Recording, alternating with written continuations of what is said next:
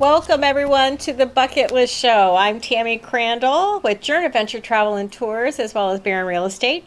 And I'm here with my co-host, Rebecca Danise, with Real Estate Services, which includes new construction, protection, property management through Barron Real Estate. Absolutely. Good morning.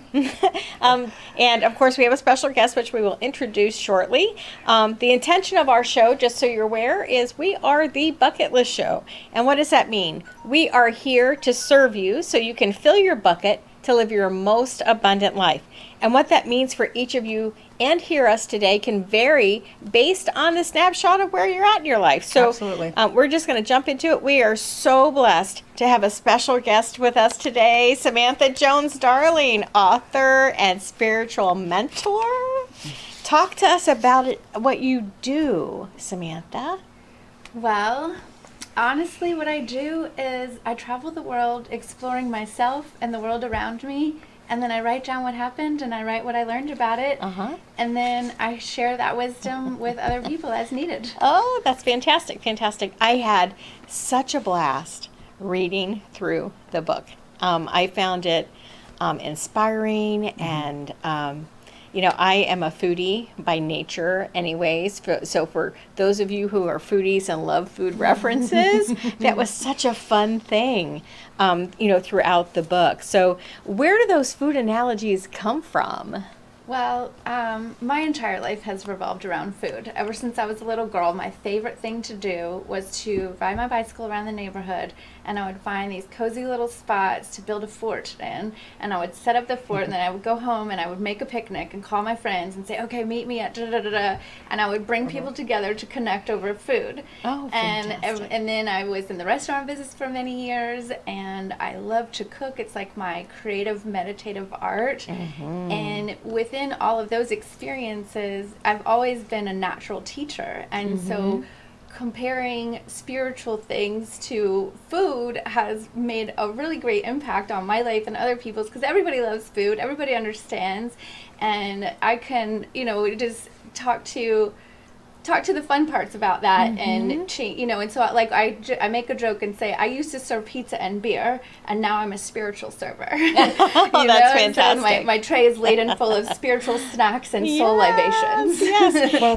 the food is healing, so yes, exactly. it is healing. Exactly. So for me, I could relate to that part too, because food is. I love to cook, I love to enjoy it with my family, but I ultimately think how we use it is the healing part. Exactly, and like what we put inside our bodies, the nourishment, and I'm actually writing another book right now where I talk about this, about the discernment of what goes in our bodies. Oh, of course. And so it's like a progression of, choosing what you're going to eat and choosing what you're going to take in energetically and physically through your bodies. It's like watching a bad TV show or a violent newscast. You don't want that energy. Right. That's Exactly. right. That's right. And one of the things that I learned in my travels is that, we in our culture here in this country, we often focus on the consumption and the consumption. What are we going to eat? True. What are we going to do? What are we going to buy? But we often neglect to think, what are we going to let go? And then we often neglect the discernment of what is going inside of us. So this is something that I want to bring up in every book that I write. Absolutely. And I know that I shared this with you on social media after I read the book. Because it was the best post. I mean, it really was so good. It really, did a fabulous job. Like I said, being a foodie and a person who appreciates food of all kinds, Yes. it's always about the experience, not just in tasting, but the tactile nature of it. We come from a long line of bakers in my family. We call it baking therapy, So I've always entered that portion of that. If I'm having a day, it's nothing for me to just go into the kitchen and whip up a batch of cookies, from scratch. Yes. I think nothing of it, But a lot of times we have a tendency to neglect ourselves. When we're getting ready in the morning, we're going to grab that bagel and grab that juice and run out the door and do these things. And so one of the things that inspired me so much in your book was, I was like, you know what? I'm going to give myself permission to cook for myself, like a real meal Yes. for me, for just me. Because you deserve it. Yes. You deserve to take in all the love that you put into food. Oh, Because when we're cooking, we're not just cooking with the ingredients that are in our hands. We're cooking from the energetic ingredients that are in our bodies. And we're putting in love, and we're putting in intention, and we're putting in joy, and we're putting in creation, and you know, and all of these beautiful energies. And then we're eating it, and I love that you brought that up, because when I grew up, like I said, preparing the picnic and then sharing it with my friends. And so for many years, I did that with the restaurants and with my event planning and just home parties. And always I would cook, and then I would sit down and I would just sit back and just watch everybody else eat. It's right? fun. And it gave me so much pleasure. But then when I was flipping the switch, or flipping the perspective into how do I serve myself, I thought, well, I should put all that love into a plate that's for me. And now I cook things, and I put flowers on the table, and I light candles, and I have nice dishes that are just for me. And I only have a few, because that's all you need. That's right. You know, and just to pick like the loveliest things and make a presentation for yourself is such a delicious and nourishing experience. And that's exactly why I chose to post pictures of what I was doing, kind of as I was doing it, and then to put kind of like the final piece. Yeah. Because I have a wonderful view outside of my big plate windows, to the water. So it was just such a fun experience, and my house was quiet, which is not very often. Yeah. And so to have that experience of the smells of the different food and putting it together and being able to share that experience with others and be inspired to do that. So thank you so much for that. It was really a very cleansing experience for me, and it was something that I think was long overdue. And that if you haven't had the opportunity to do that for yourself, I would so strongly encourage that. To sit down and make a beautiful plate of something for yourself. It was just a wonderful experience to have. Yeah, and if it's not food, whatever it is that you do to serve others, turn that around for yourself. The food is a great example because everybody identifies with that. Of course. But also, like, whatever it is that you do. Like, I have a friend who she will go on a walk and meet other people for the walk, but has a hard time going for one just for herself. Of course. And so, like, she's working on that now in the same way. She's like, you've inspired me to take walk by myself. So whatever it is that you give to others, that's the point is, that we should all look at, how can I serve myself more? Exactly. And that's the piece that we forget. I mean, obviously your book is about healing and your story, but we all become the last on our own list until something happens. Yes. Something, there's a detriment and something happened and it changed, but we take care of our dogs and our animals maybe better than we take care of ourselves. Oftentimes. We know what the magic we drive trick 50 is. miles to get dog food. Yeah. Right? But we won't walk around the block. But we know the ingredients for a healthy life. Yeah. We just don't follow exactly. it. Yes. Exactly. So Yes. we could, we're our own worst enemy that way. But the book is a reminder, for all of us to do it. What made you write the book? It's my purpose, to be honest. It was something. Well, it's a two-sided thing. I wrote it for myself because the writing of what has happened in my life helps me to organize my thoughts and organize my feelings and to process what I've learned, where I've changed, right? What's my new perspective now that I've gone through this experience? And so I write to connect with myself and often to heal myself, right? And I can see where I'd like to do something different the next time, or maybe where I need to let somebody go that I don't want to play with again, And, and so I did that. I wrote it for myself, but then I afterwards, then I turn it into something I can share for the world because I've done all this work and I like to be of service and give people sort of the cliff notes. Like, I went through this, and this, and I learned all this. So here, just go this way, right? So That's I went right. from Take A, the B, C, D, shortcut. and here's the shortcut. Exactly. And to be honest, I study something called human design, and it's actually in my human design chart to show people the mistakes that I've made and how I learned from them so they can also learn from them. Right. Isn't that interesting? Yes, like it it's is. literally that specific in my design. And I just think that's fascinating. fantastic. And I was already doing it, and then I saw that and I was like, oh, I love Yes, this. I love yes, this. that's fantastic. You know, That's fantastic. For me, the key of it is, I think we're all meant to serve, whatever that capacity is. Yes. And when Tammy and I got together, we clicked off because we have a lot of the same experience in the past.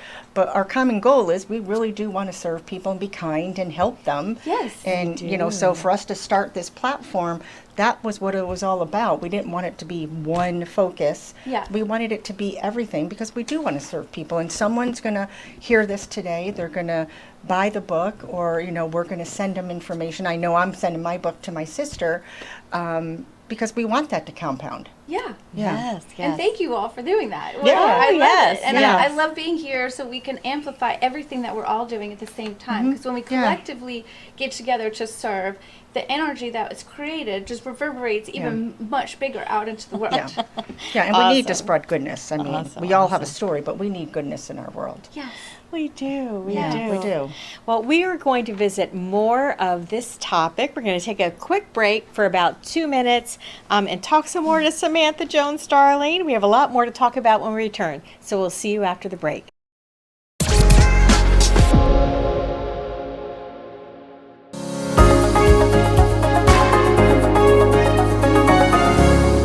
And you're watching The Bucket List Show on WRPB.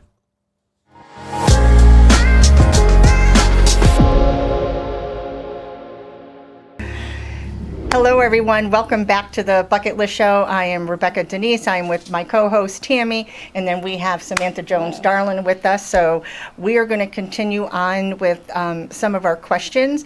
We are talking today about her book, which is The Sunset on Malibu. Yay. She is the author of the book, and I do believe it's going to be a series. But one of the questions I have is, you wrote about the love of light.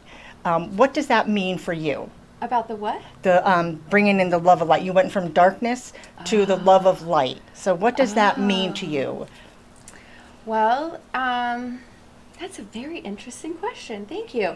For me personally, when I talk about the darkness, I talk about like being in fear, being in lack, being in confusion, being in a place where you feel stuck, you feel trapped, and you don't necessarily know the way out, right? That's darkness. Of course. And then moving into the light, I actually call this the ladder of lightness in my book, where, we put together, different things that we can use to climb up and ascend into the light of day, right? Into the sunshine, into the love, into the light of your future, into the light of, your dream life, right? Whatever that looks like for you.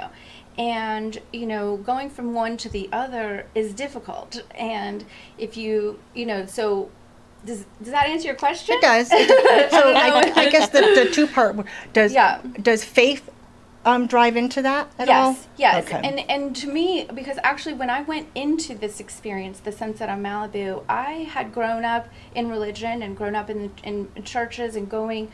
And to be honest, I sought a connection with a higher power my entire life, and I was unsuccessful in connecting to it. And it was mostly from lack of information, lack of instruction, lack of attention in that development. Of course. And as a child, I didn't know what to look for or how to find it on my own. And so I looked and looked and looked, and then by the time I got to college, and I had been physically abused and sexually assaulted and all kinds of things. To be honest, I became an atheist, and I just thought, there is no God. Look how much has happened to me. There is no God. And then I met a man who felt the same way because he also had the traumas, and we lived like that for a long time. And that's one of the stories I talk about. There was moments where I was laying there in so much pain and praying to a God I never connected to and talking to angels I could never hear. And then, as I went through my own cleansing and releasing the darkness from my body and climbing up to the light, I'm just flooded with goosebumps right now talking about this. And then climb up to the light, I had this, and then I started being of service to other people just to be of service, not for anything for myself for the first time.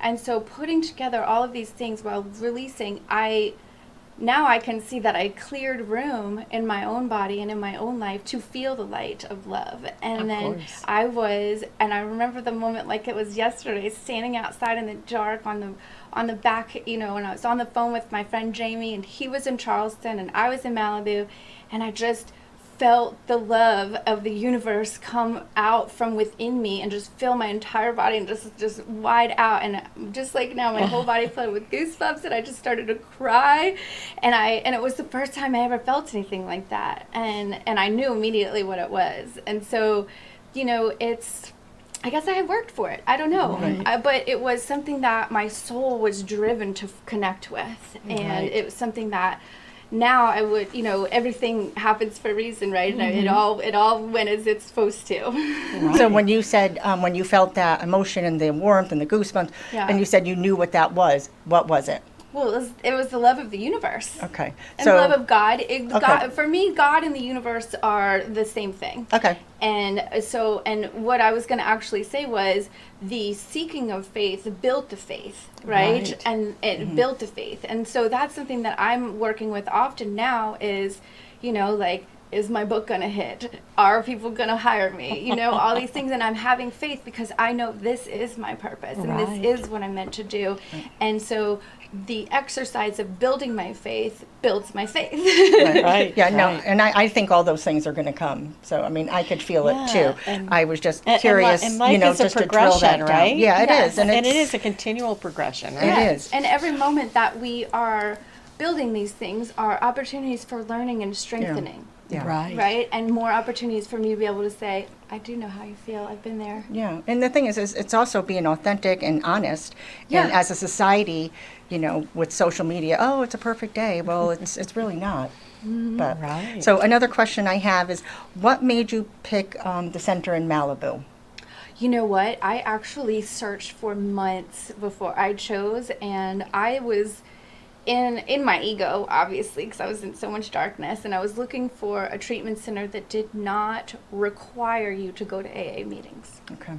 But within that, I also was looking for a treatment center that was heavily focused on therapy, because I knew what I needed was emotional and, emotional help, and the opportunity to stop what I was doing. So to be locked in and to talk to somebody I knew, and I didn't have the words for it then. I didn't know, I didn't know to say, I need to talk, right? But I just knew something. And so I found, and it's so funny, I was typing in mid-luxury treatment centers. Oh, that's you're going to have to go. Right, and somebody I said that to, they're like, there's nothing mid about you, Samantha. And I was like, I know, right? But I typed it in, there was nothing mid-luxury about this. It was a luxurious experience, on the outside, because it was in Malibu, it was a beach house, there were chefs, there was things, it was very, very nice.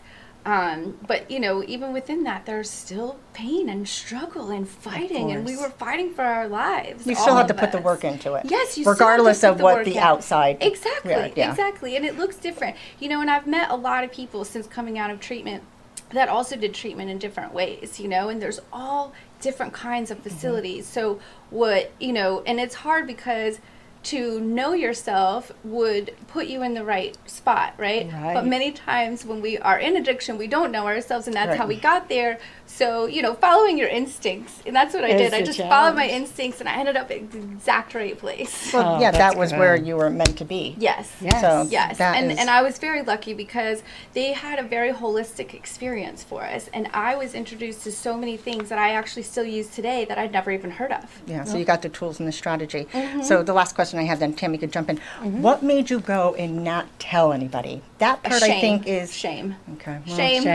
Just shame. I'll admit it. Yeah, listen, and we all carry that at some, Yes, and that's one of the do. reasons I wrote this book, because I was in so much shame and so much fear of being a failure, right? And in America, and I don't know about other countries, but here we see going to treatment as a failure. Oh, she went to treatment. Did you hear? No, she went to treatment. She's saving her life. Right. That's what we should say. That's the best part. That's what we should say. Yeah. Oh, she's going to save her life. She's choosing herself.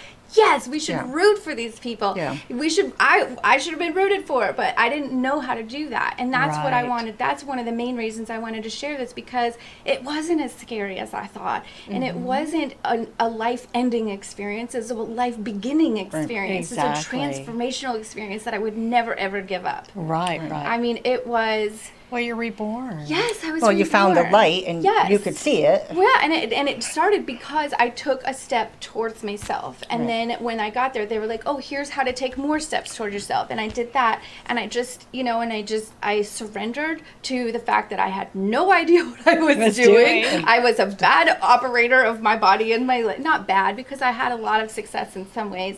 But, I needed to restart, and I needed to be did. taught. And that's what I got there. And sometimes we do have to put our hand out and ask for help. We often And do. if you tell someone else, then everybody else has the cure. Or they're going to Exactly. fix it, or don't do that. The family will know. Or Yeah. Well, that's an exercise in humility at the same That too. time. Yeah. Being And I grateful. think that's probably the most challenging part, is accepting the fact that we aren't perfect and that we don't have to be. Right. We don't have to be. That's the first part. You Well, don't and have to also be. on that note, that the imperfections are the opportunities to become stronger and to become more wise and to learn. Yeah, it's like Exactly. people panic about failure, where failure really is good. Yes. You got to build it, that Yes. ladder. Well, it results in growth. I mean, if I It think does. back, even you can't to do the same thing every day. Well, I mean, Sorry. no, it's good. I mean, even if you look back at where we started long ago, whatever we did 20, 25 years ago, we are not the same people. Oh, no. No. You grow from those experiences with age. I say with age comes wisdom, Well. and there is a truth, a strong truth behind that, if you embrace it Yes. and you allow it to help you grow. So, so speaking of growth, we know we've got more coming beyond the sunset of Malibu. Can you talk to us about that? I can actually. It honestly, I've been writing it for a little while, and when I'm writing a book or a story, I go in thinking I know what I'm going to say, and a lot of times the story dictates itself and takes course. me on its own journey. And I'm like, oh, I didn't know where I was going. That's beautiful. And so I've been writing this next book, and it's actually called The Ladder to Lightness, Oh. which is so Oh, interesting that you fantastic. asked me about that. Which that just became clear this week, and because it's a part story, it's stories, but it's also a true self-help book. How do you go from the darkness to Yeah. light? How do you build your own personal ladder to lightness? And this is a program that I have online for clients that I'm taking them through already. And then I was like, you know what, I'm going to get really into this and really write down each one of these things so people can take control of their own lives, become sovereign in their own lives, whether you're religious or not. This works for you because these are practical steps to become, to live on earth. That's fantastic. That's fantastic. Yeah, well, it's we're gonna be- looking. I'm actually so I'm excited looking about it. I'm forward to excited the about that next too. book. I want that one and too. So I'm looking forward to the next one that comes out. How do people get your book today? Can you tell It's us? on Amazon. It's on It's on Amazon. Amazon. The Sunset on Malibu. It's on Amazon, and there's hard copies. There's paperback, and soon there will be audiobook, but not quite yet. Oh, but there's Kindle. You can do Kindle Oh, too, Kindle? so you could buy it and read it right now Are today. you doing the voice for the audiobook? Yes. Good. Oh, that would be right. perfect All because you right. have Yes. it. That would make I you want to actually- hear the excitement and the I light. do, and I actually was going to release this book straight to audio, but I had to write it first. And I was like, well, if I have to write it, Yeah. let's go ahead and make it a No, book. because I still like paper books. Yeah, Yeah, I do too. I like like the to book. feel But in there are a touch lot of and- people who love to listen. No, and I do and both too. I do. Yeah, and I'm definitely going to do that for I would them. still All right. read and listen. Yeah, Okay. So that would be me. yeah. Well, these shows always go so quick. They do. And they do because we have a lot of fun together. So thank you so much, Samantha you for having Jones, me. darling, for I had such a joining nice us. time here. Thank We you. did. I we wish we did. could keep appreciate it. going. This is fun. I know. We This could do is it again. fun. This is fun. Well, you're So- definitely going to have me back in a couple weeks. when Oh, I- we will. when I- yes, We will. Yes. Yeah. So this brings us to the My end biggest of fans the right here. We are. the Bucket List Show. Again, I'm Tammy Crandell, and this is I am Rebecca Danise. Rebecca Danise. And if you want to do some things with us, just so you know, the Bucket List Show really has a partner in a sense through what we call the Bucket List Gang. It's a group we have on Facebook, and that group we have over 700 members. group. You gotta If come you with are us. a I definitely wanna foodie, get into that. yes, Foodie. if you're a foodie, if you yeah. love to travel, we get together once a month. So check us out. Our next event Oh, I'm coming will to be that. coming up on October 27th at Cafe Martier. We have about 30 slots left for RSVP. So get on the Bucket List Gang, BLG together. on Facebook, I would love and we that. would love to see you there. Thank you so much for joining us, and we will see you next time. And go to Amazon. Yes. The Sunset on Malibu. Have a great day, everybody. Be kind.